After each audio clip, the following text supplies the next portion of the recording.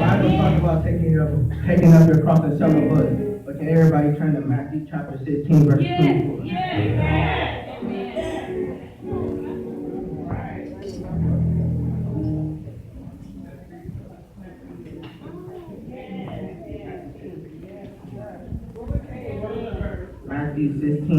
Matthew chapter 16, verse 24.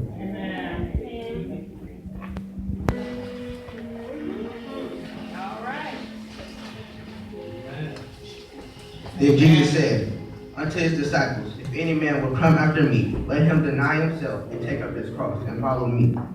Now everybody turn to Mark 8, chapter 8, verse 34.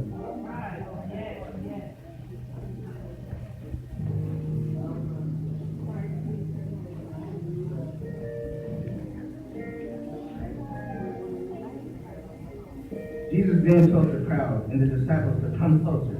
And he said, if any of you want to be my followers, you must forget about yourself. You must take up your cross and follow me. When Jesus means by take up your cross, us as men, Jesus have two different things of taking up your cross. His was spiritual, for us to have spiritual salvation. Yes. Us is to get to spiritual salvation. Yes. His was for you to follow him. Your cross is different from his. Right. You may have financial trouble or spiritual trouble. Right. God said it don't matter about how many times you stumbled or fell on your way. He wants you to take up your cross. Slowly and surely.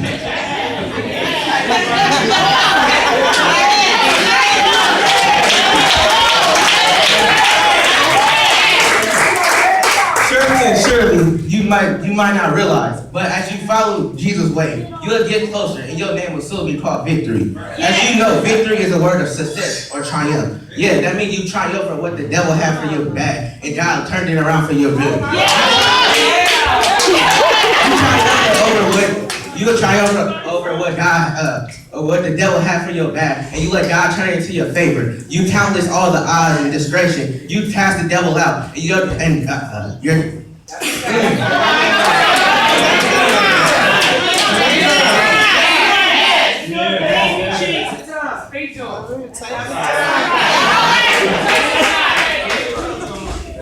And God will praise and be countless in your mouth. In order for your name to be called victory, your mind have to be made up that you will praise God in countless situations. No matter what God, the devil have for your back, that God will turn it into your good. That your mind have to be made up. No matter what you do, God will always be there too. Yes.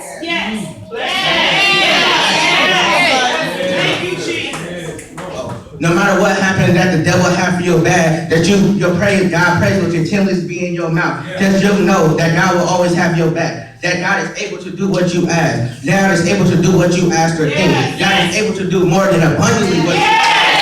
God is able to do spiritually, financially, above what you ask or think.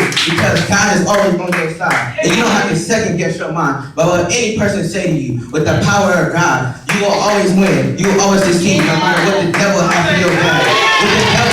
When the devil try to break your spirit, you will end up having more confidence and more strength in God. Because you will always count on him to pull you through any situation. No matter what happens, that God will have you in this situation for a little time.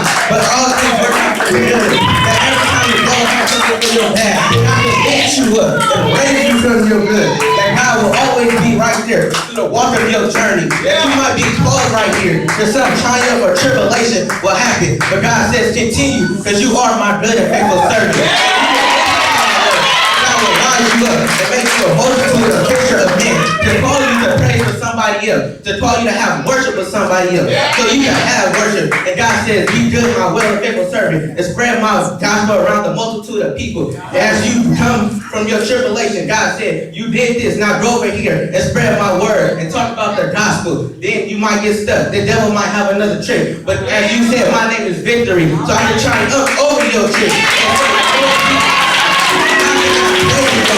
If God is always on your mind, you can never lift up your hands and say, hallelujah, Lord Jesus.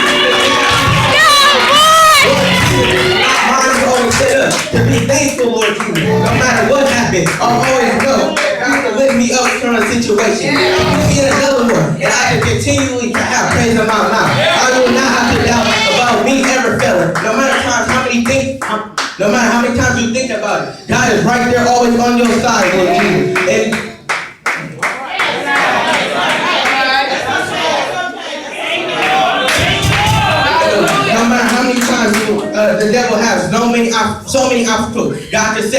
Lord. You just say, Lord Jesus, help me on my life. And God will be right there with you to travel you along all these situations. That will be no matter what. The Lord Jesus will always be there in your heart.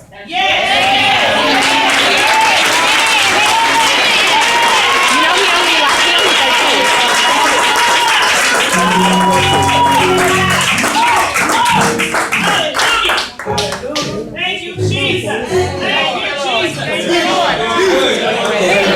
Romans chapter 6 and 6. Yes. Make more sense. Glory to God. Thank you, Jesus. Word. Hallelujah. Thank you, Lord. Thank you. Thank you, Jesus. My God.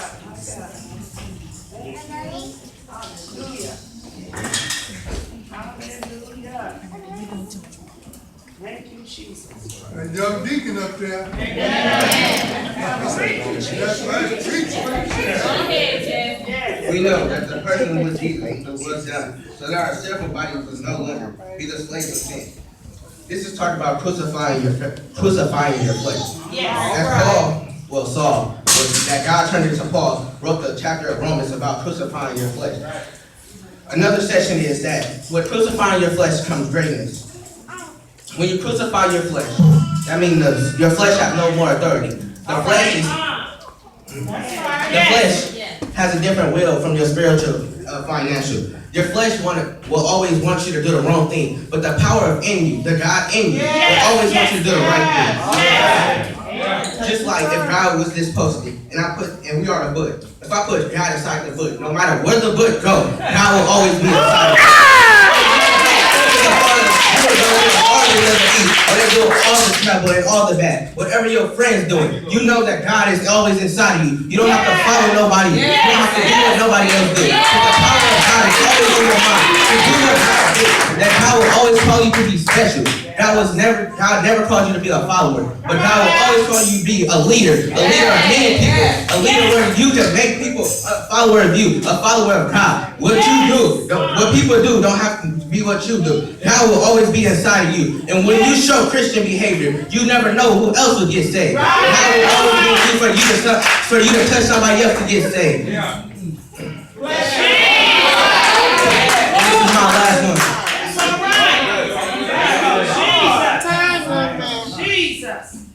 Right. It's able to do what? Able to do what we ask. Able to do what we think. Able to do what we ask or think. Able to do all that we ask or think. Able to do above all that we ask or think. Able to do abundantly above all that we ask or think. Able to do exceedingly abundantly. That means there's no power to God about what we ask or think. There's no limitations to where you can put God. That God is always on your mind. He can do above all that you ask or think. Above all you pray. He might give you you might need something. He'll give you that and more. He'll give you the financial to cover 4 years of college. He'll give you everything you ask for. He'll give you abundantly everything you ask for. There's no way you can put a limitation on God's power. There's no way you can do that. That the Lord Jesus will always be by your side. That every time you think of something, God has already thought it through. That God already knows what you need. God already knows what you want. God already knows what you want. You just have to get a little bit more faith. Or God can give you that plan. He can give you that plan for good. In Jesus' name I pray. And let everybody take this into consideration.